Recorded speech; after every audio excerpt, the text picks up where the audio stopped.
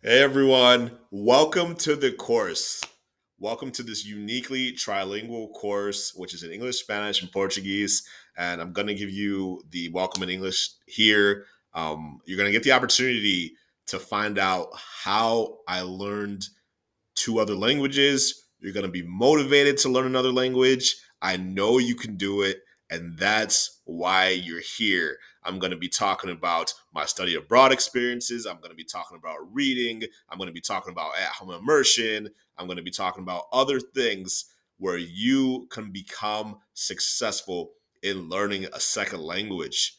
Remember to join the Bilingual Secrets Club, the community where you can talk to like minded students about the progress.